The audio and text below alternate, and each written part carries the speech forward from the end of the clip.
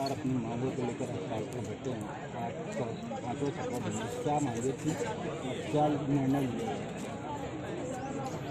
Sir, मैं PC Chauhan, जिला अध्यक्ष सहकारी समिति कर्मचारी यूनियन जिला इकाई बालाघाट से। और ये षष्ठम चरण चल रहा है हमारी हड़ताल का, और अभी तक सरकार ने कोई संज्ञान में नहीं लिया है। और खेद है बड़ा, हमें एक आत्मिक खेद है श्रीमान जी, हम आपको सुनाए जा रहे हैं कि जो किसान बारी बारी से परेशान हो रहा है, जिसकी 28 मार्च डेट आ चुकी है, और वसूली जमा नहीं करेंगे तो वह ड्यू हो जाएंगे और हमें ऋण प्राप्त नहीं होगा, इसलिए भारी चिंतित है। हमें बार बार फोन आ रहा है, लेकिन ये पूर्व से हमारे प्रदेश महासंघ की मांग है, और प्रदेश महासंघ की बैनर तले हमने हड़ताल रखी है।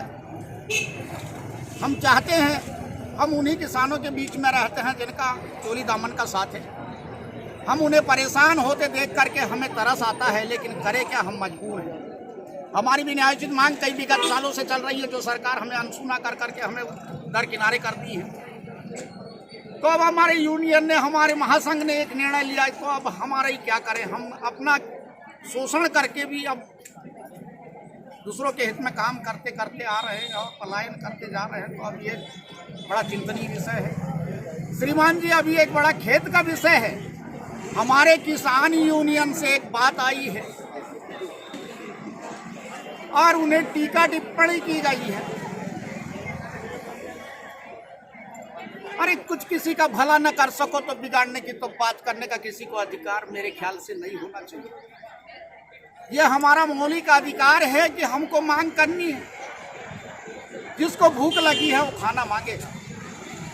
मैं पूछना चाहता हूं, ये किसान संघ के अध्यक्ष जी ने हमारे विक्रेताओं पे, हमारे कर्मचारियों पर छिटाकशी करी है। ये भूल गए हैं कि हम वही किसान की औलाद है। इन्हें समझना चाहिए कि विक्रेता की बात कही है, उन्हें 10,000 15,000 टन का है और इनके मकान ताजमहल।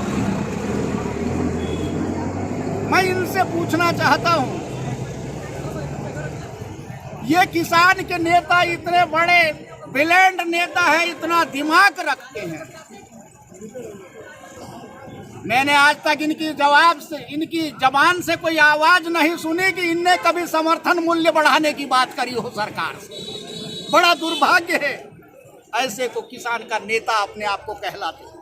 श्रीमान जी, आपने देखा विगत 2 वर्षों से खाद की आपूर्ति नहीं हो पा रही है कि ये किसान संघ के नेता है। आज हमारी समितियों में सिर्फ ऋण पे जो हमारा केसीसी धारक है, हम उसे ही सोडा दे पाते हैं। बाजू में हमारा जो अंडरटेकिंग गवर्नमेंट के ये नेशनलाइज बैंक से जो ऋण लेते हैं, उनको हमें सोडा देने की नगद में पात्रता नहीं है। ये किसान के वो नेता है जो उसके घर के पास सोसाइटी है, उसे खाद वहां न मिलते हुए वो 50 किलोमीटर सफर करता है। ये किसान के नेता है। इन्हें धिक्कार है ऐसे नेता। और वो छीटाकशी कर रहे वो हमारे एक निहत्थे विक्रेता पे। मैं ये पूछना चाहता हूँ, क्या इसके पिताजी कोई नहीं थे? क्या वो अपना महल छोड़ नहीं गए थे? क्या विक्रेता जब से बना, क्या अनाथालय से आया और विक्रेता बन गया और उसने यह महल बना दिया? यह बड़ा दुखद समाचार है। क्या इन्हें समझ में नहीं आता इस नेताजी को? अरे एक व्यक्ति को मेरे ख्याल से मैं 550 रुपए का बैलेंस डालता हूं श्रीमान जी, तो 3 महीने भी खत्म नहीं कर पाता हूं। जनप्रतिनिधि को देखो, शासन से अलॉट हो रहा है, वो अलॉट हो रहा लगभग मेरे ख्याल से 15,000 रुपये महीने का। ऐसा कौन सा मोबाइल की व्यवस्था है?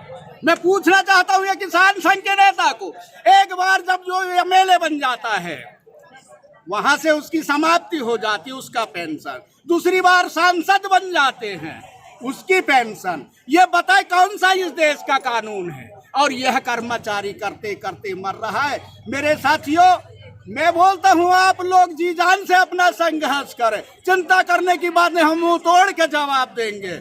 आज हमारा साथी, आप लोगों को अब पता है कि काम करता है, 24 घंटे काम करता है। रात के इन्हीं नेताओं के रात के 12 बजे तक हमने उपार्जन का काम किया।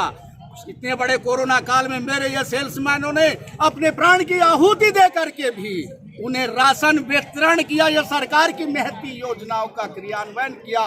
फिर भी दुखद समाचार हमें टिक्का टिप्पणी किया जा रहा है। ताजमहल की बात करना चाहता है, जो एक बार ये जनप्रतिनिधियों का किस बात का वेतन होना चाहिए। मैं इस बात के लिए जब उनने हम पे छिटाका सीखे, ये किसान अध्यक्ष है, किसान के नेता है, अरे इनको तो ये पता होना चाहिए कि हमारे किसान को 600 रुपए में डीएपी मिलना चाहिए। शासन से ये मांग करना चाहिए। जो हमारे किसान की आय दुगनी करने की बात करते हैं, इन्हें तो 1200 नहीं, अभी तो पता नहीं कि डीएपी 1900 रुपए पे जा रहा है। वो 900 रुपए में बिकने वाला एनपीके 20-20-0-13 1275 रुपए में बिक गया। किसानों का शोषण होते ये नेताजी को नहीं दिखाई देता। श्रीमान जी, बड़ा खेद का विषय है। सिर्फ अगर पूरा प्रदेश में, पूरे देश में अगर दिखाई देता है तो हमारा विक्रेता और सोसाइटी का कर्मचारी। धन्यवाद। अपनी औलाद को न पहचानने वाला किसान अध्यक्ष की जय हो। मैं कितने किसान होंगे जिनको ऋण खरीफ की फसल में ऋण लिया होगा और आज अंतिम डेट में चुकाना है? लगभग मेरे ख्याल से जिले में 4 लाख किसान ऐसा होगा जिनका ऋण की वसूली लेना बाकी है। श्रीमान जी, 28 मार्च की जिनकी अंतिम तिथि है और वो किसान भटक रहा बेचारा कि मुझे कहीं दंड ब्याज न लग जाए। तो हमने उनसे आश्वस्त कराया, सरकार एक बार नहीं 2 बार अपने नियम चेंज कर सकती है। अभी हड़ताल पूरे प्रदेश में चल रही है, आप चिंता ना करें। हमने उन्हें आश्वस्त कराया, हमें आज लौटा दो, अपने हृदय की आवाज पहुंचा दो। ये कर्मचारी की एक इकलौती मांगे शासकीय कर्मचारी की भांति बहुत बड़ा से लाभ नहीं आएगा सरकार को। ऐसा तो इन्हें फकीरों को बांट दिया अपनी वाई कुर्सी की वाई में। ये एक तो हमारी मांग है श्रीमान जी, हम आपसे अनुरोध करते हैं आप मीडिया के माध्यम से हमारी आवाज वो मामा तक पहुंचा दे। समुद्र से लोटा भर पानी निकालने के लायक बात के कारण गेहूँ खरीदी की डेट बढ़ा रही है। सरकार ये चाह रही है कि किसी कोने को जाकर समझौता हो जाए। क्या लगता है कि 5 अप्रैल की डेट दी गई उस तक के कोई निष्कर्ष कीजिए? श्रीमान जी, अभी तो हमें पता पड़ा, इसके बाद हमने भोपाल से सब कार्यक्रम करा के आए हैं, मुंडन संस्कार वगैरह सब करा के आए हैं। तो श्रीमान जी ने तो बड़ी एक ठंडा, अभी क्या गर्मी बढ़ गई है तो अभी उनने कहाँ रखा था मीटिंग आपको पता है?